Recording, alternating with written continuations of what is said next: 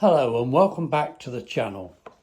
On this particular video I should be showing how I construct, well not so much construct, but make bracken and ground clover. Oh, not so much bracken even, more like ferns really.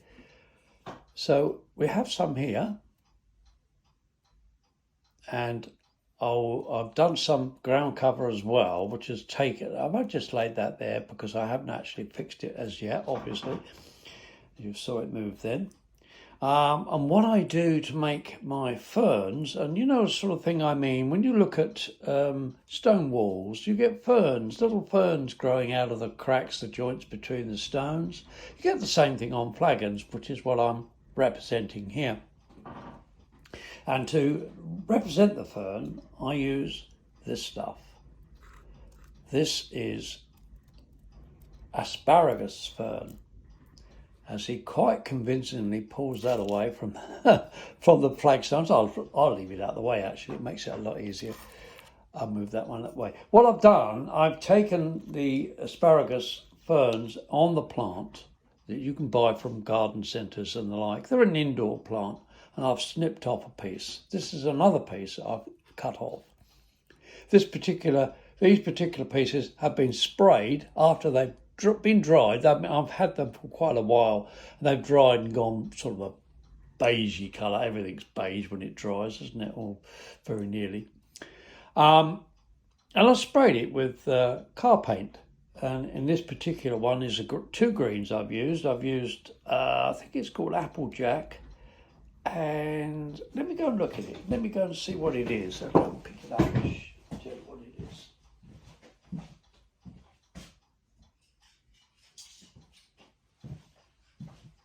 Yeah, Rover Applejack and Ford Highland Green.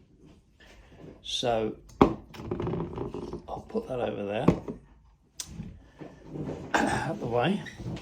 I'm going to have a quick slurp of tea. My wife brought me a cup of tea in a moment ago. It's a really nice cup too. Oh, very nice. Wet the larynx, as it were. So what I've done is I've sprayed those with the car paint and let it dry. And then once that is dry, I then spray it with a car lacquer, a clear lacquer. It doesn't matter that it's gloss because it will not remain gloss on the ferns. It just goes matte, which is always good because they're very small surfaces which the lacquer goes onto. So there we are. Little thing to remember, these ferns are very brittle and it really does require some gentle handling, particularly when they haven't been painted. But even, I mean, if you're going to spend the time painting them, you've got to handle them carefully anyway. But once they're installed on the layout, it's very rare that they're going to get knocked. If it do get knocked, usually find that it'll be okay. Don't lay anything on them because they will snap off. But I find them rather delicate and nice, and they look the part. So what I do with is I snip off bits to make the plants. Now I'm just looking. I think I did a Blue Peter bit earlier. Here's one I did earlier. Well, there's a piece I did earlier, as you can see. These quite nice little pieces here. Let's put that in the camera. These are quite nice, as you can see. That they, I don't know whether that's in focus. Have a look. That's better. And I will pull that in so you can see that. There. When I'll pull the lens out a bit, that's it. What I do now is cut them into reasonable little short lengths and trying to keep the stem on if I can, because I say they're very fine. They don't need much to, as I said earlier, break them off. Now, because I'm using Depron for these slabs, as you can hear, It sounds soft, and it is soft. What I'll do is I'll take a knife, in this instance my craft knife, and I'll just make a little, there's a crack there. You see the crack I've got here, which I've represented by dragging the knife through it. Little slot in there. And with my trusty copy stirrer, this little beastie, I've sharpened it a little bit. I think these things are very good for paint and model making and the like, but they're pretty damn rubbish for copy, because if you get they come, you know where to get them. You get them from all these copy shops that are sprouted up everywhere, all over the country. I won't say the names, but you know the ones I mean. I put a bit of PVA glue in there. They're pretty useless for picking out your froth from a cappuccino, should you wish to have a cappuccino.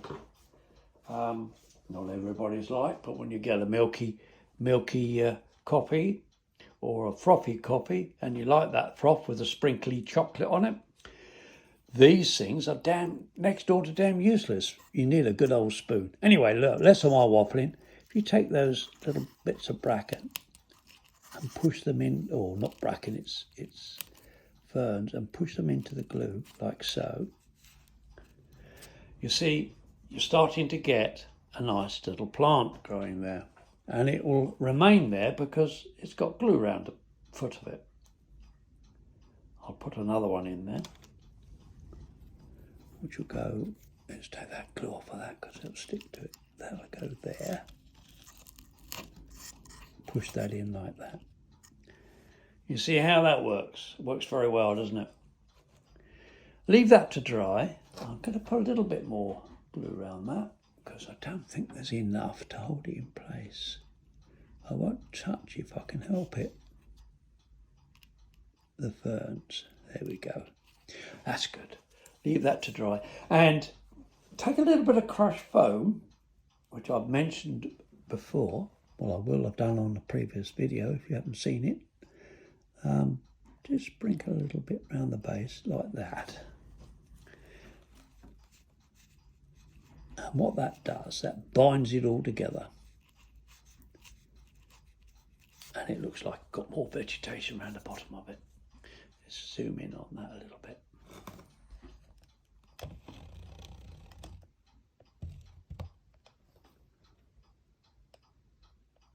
There we are.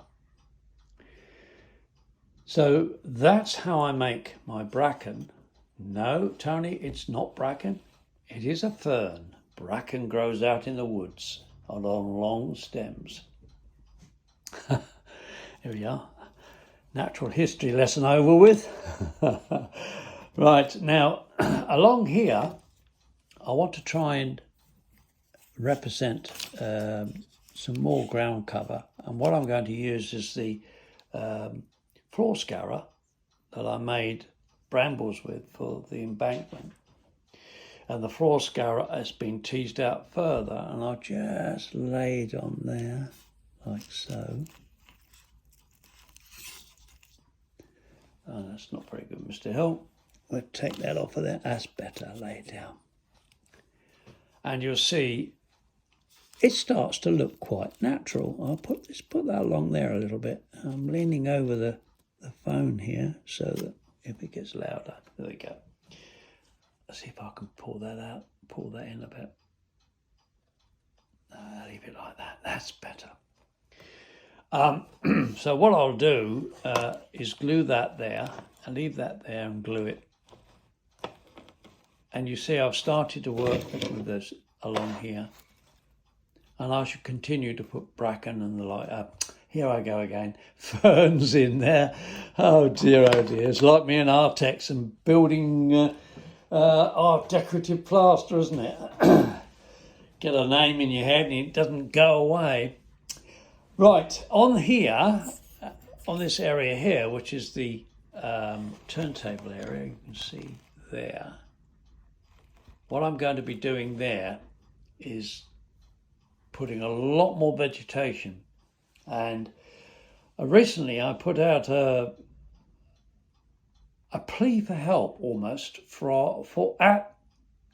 as I was trying to get things to go properly for me in the sense of the scenery and how the landscape worked with the turntable and the 4-foot way. Well, there's nothing left of it now except at the Narrow Gauge Museum in Towyn on the Talyllyn Railway.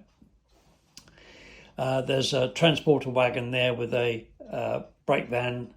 It's not really a brake van, it's a brakesman's hut, but it's like a van. It has actually got wheels, and I have actually travelled on a restored one along the Padarn Railway or Llanberis Lake Railway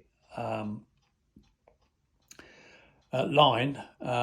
Julian Burley had some slate wagons, and he had this little brake van refurbished and rebuilt, and it ran for the first time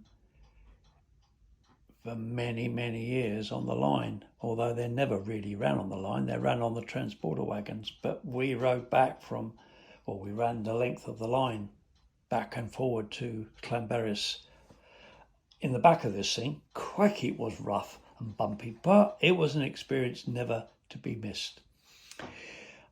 So, talking about the transporter side of things, I put a plea out on the Slate Quarry Interest group on Facebook asking for anybody who had any information. I have got a fair bit, but I haven't got really enough, and I subsequently have found, and thank you guys, all those who responded, I appreciate that. I subsequently found as well more photographs which showed the end of the line really in the 60s. There were only running one train a day as opposed to 4 or 5 a day, maybe 6 or 7 a day, back in the heyday of the slate industry. And they had 3 roads, and there was one here and another one over here which I represented.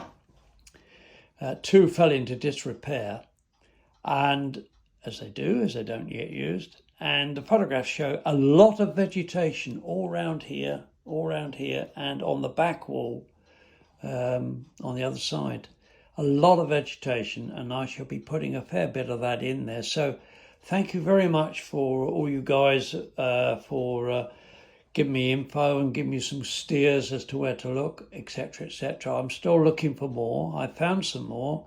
I didn't realise I got some information about the line from the Industrial and Narrow Gauge Review, number 48, which if you have that number, you can go and look it up. You can see where I'm coming from. A very nice little article, that.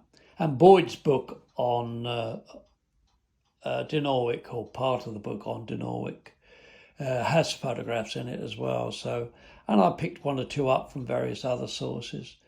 So if you want to go look and see what I'm trying to represent, you can see those in the photographs, and I hope you find it inspirational. Okay, well, don't forget to hit the like button if you enjoy what you've seen on this video. Also, if you haven't subscribed, hit the subscribe button, and there's a bell alongside that, so you can hit the bell and you'll get notifications when I'm posting another video. Anyway, thank you for watching. I'll see you next time.